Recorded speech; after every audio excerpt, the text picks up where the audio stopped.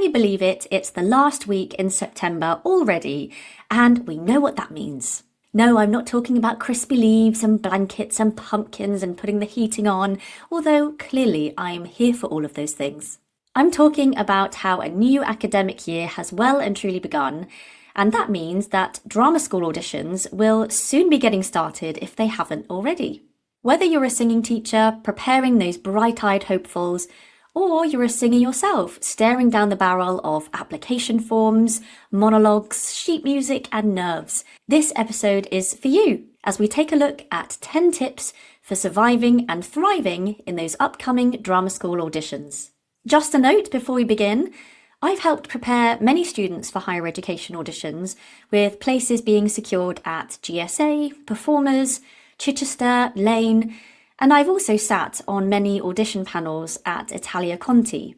That said, there are so many wonderful drama schools out there with different audition protocols, so I can only speak from my experience. So, let's get into it then. As much as you are auditioning for a place at a particular school, the school is essentially auditioning for you as well. It's really important that you do your own research on which schools you would like to audition for. So ask yourself, what do you want from your education and training? If you're looking for a triple threat musical theatre course, find out whether those particular programs in those schools are truly balanced and that they don't heavily lean towards one particular area. Go to the open days, explore the area, and get a feel for the school environment. Understand its energy, its values, and ethos.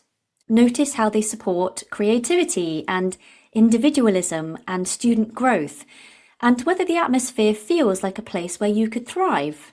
Many a moon ago, when I was auditioning for drama schools, I had such a bad feeling from a particular school when I previously visited that I actually ended up not going through with the audition in the end. You don't have to audition somewhere just because it's a big name and because you think you should.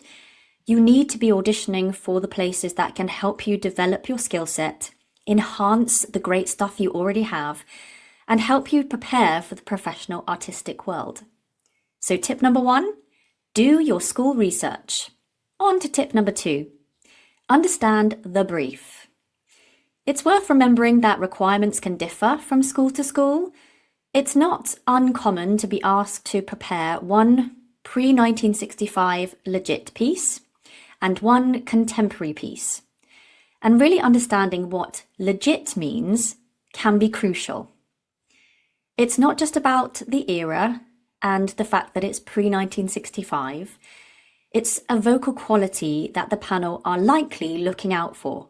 For example, I Can Cook Too from On the Town sounds quite different to Far From the Home I Love from Fiddler on the Roof.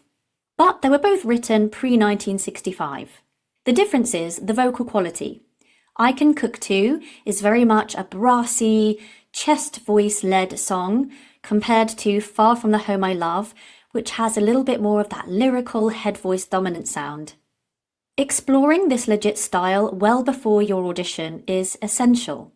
You need to spend time here even if it's something that you don't particularly like or listen to in your own world. It's not because you have to be perfect at it, but it might just show that you have a little bit more versatility and understanding about the different styles that you will be exploring in your training. For episode 214 of this podcast, we were joined by Rosie Williamson to talk about having a portfolio career. Rosie has also sat on audition panels and has observed the audition panel process at Arts Ed. And Rosie has been kind enough to give us one of her tips on this topic as well. There's no such thing as the perfect audition song. Read the brief carefully, make sure your choices fit, but don't overthink it. The panel wants to see you enjoying yourself more than stressing about impressing them. Thanks, Rosie! Which brings me to another point. 2 tips in 1. A double tipper. Over the summer holiday, my husband and I had a lovely evening spent at Restaurant by Gordon Ramsay. Beautifully and exquisitely cooked food with an unforgettable beef dish. But however much I enjoyed it, to have that every night of the week would actually lose its charm. Sorry, Gordon. The charm comes from the special occasion, the out of the ordinary. And the same can actually apply to singing. It doesn't all have to be high and loud and belted. There are impressive things to be shared in the quiet nuances and the low bassy rumbles. In fact, one of my favourite dishes at the restaurant was basically cold mushed up raspberries. In other words, you don't have to belt your face off for 10 minutes to be impressive. Preparing your music properly is just as important as learning it.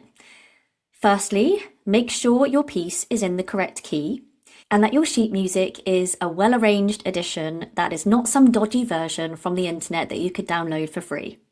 There are a few ways to actually present your music to the pianist. You can sellotape it as a book or so that it folds out.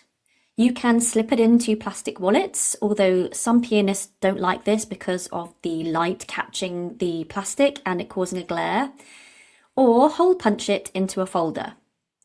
Giving these options shows you've considered the pianist's needs, and it means you'll likely have extra copies if you so happen to spill your bubble tea on the way to the audition. Mark your cuts clearly and communicate them with the pianist, and set your tempo.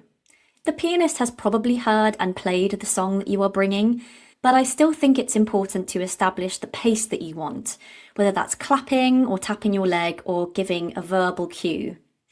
Small details like this make the performance smoother, shows professionalism. It also helps you build a bit of rapport with the pianist in the room and can just help you feel really confident before you take your space. In my experience, musicnotes.com, Sheet Music Direct, Scribed, and good old anthology books can actually be good places to start looking for your music. On to the next, practice in different environments.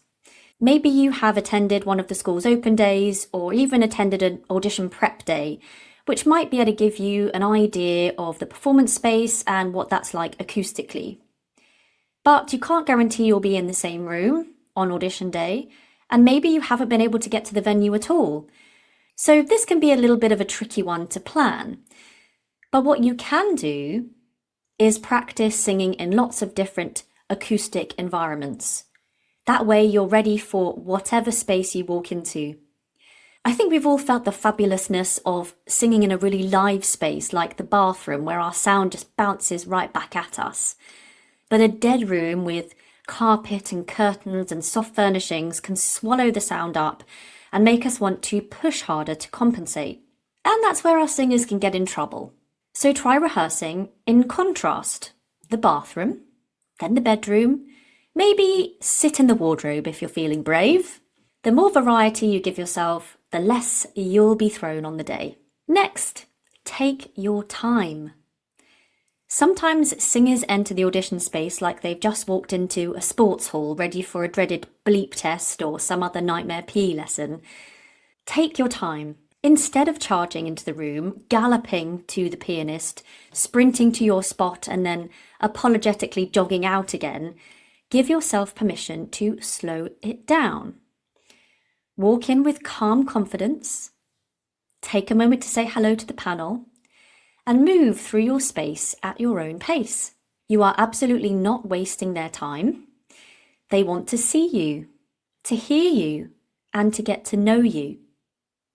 As Conor Hara said to me recently, who we had on the podcast talking about contemporary musical theatre songs for male singers, that school wants to fill spaces, and they want to give one of those spaces to you. That slot is yours, so use every second of it. One time I was in the car with a friend and they were driving and they kept turning to sing directly at me, and it made me feel very uncomfortable. You would probably expect me to say that it made me uncomfortable because their eyes were not on the road, but it was purely because the eye contact they were giving me as they sang, very confidently, I must say, made me feel squirmy and invaded. Of course, this might be a personal preference, but I do encourage singers to avoid locking the panel in a death stare. Panelists often have to write notes, and it can make it off-putting for both parties when they have to break the eye contact to write down how awesome your belt demonstration was. Directing your eyeline above the panel's heads means that they can comfortably be invited into the story and connect with your character and the scenario being played out and fulfill their role as an onlooker, rather than thinking they have actually been cast as your scene partner. One thing I find myself noting often is the tendency to be over-performative. I don't mean melodramatic or slapstick OTT. I mean an overuse of gesture and unmotivated movement and even dance sequences. I get it. Sometimes when you are in a nervy situation, all of your limbs can become as heavy as lead, and all of a sudden we just feel like we don't know what to do with them. For me, the key is to have a reason to gesture and a stimulus to move. For example, every time you speak the word I, which a lot of songs have, do you really always point to yourself? In a heated discussion, do you really move your arms in big sweeping movements all of the time? If your hand lifts, let it be because the text, the character, or the thought takes you there, and try to come away from heavily choreographed gestures that can end up actually diluting and distracting from the authenticity of your story. Unless you have superpowers or recently have been recruited by the Avengers, then there is no way you can possibly know what the panel are thinking. They might look completely poker-faced, even have resting bitch face. That's me. But that doesn't necessarily mean they're unimpressed. I remember when I went to see Take That with my sister at Wembley, and we'd queued up for basically the whole day. This was when Robbie had joined them again, and I was having a lovely old time, and my sister said, "Why don't you look like you're enjoying it?" And it was because I was just stood there taking it all in, but my face said that I was bored when I wasn't. I was having a wonderful time. Rather than trying to mould yourself into whatever shaped hole you think the panel might want you to squeeze into, focus on being unapologetically yourself. That's what makes you stand out, not second guessing, not trying to answer exactly the way you think you should be or that they want to hear, but showing them who you really are. They want to know who they're going to be working with. Lastly, is about success and rejection. I think we have a funny way of looking at success sometimes, but there is so much more to the success of an audition than the end result. Of course, we want to get offered a place, but if not, it doesn't mean the whole thing was a failure. Perhaps you were really happy with how your songs went. You felt you communicated to the pianist really well, and you gelled, and you married together. You felt a really good energy in the room. You hit the high legit note with the least amount of effort you've ever felt. That is all success. So if you are able to reflect on that audition and know it went well, you know that you can take something good from it, even if it hasn't gone your way. So there you have it.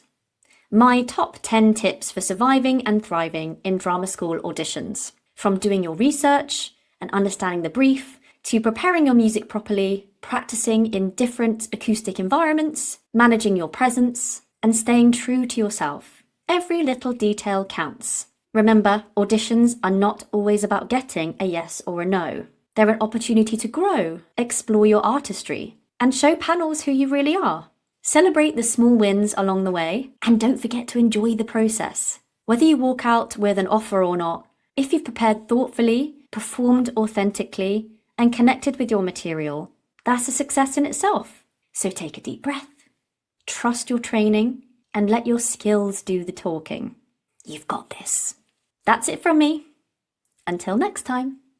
If you've been thinking about joining the BAST community through one of our courses, but you just don't know which option is the best for you, then why not book your free Zoom chat with our very own Kimberly George, who has all the answers.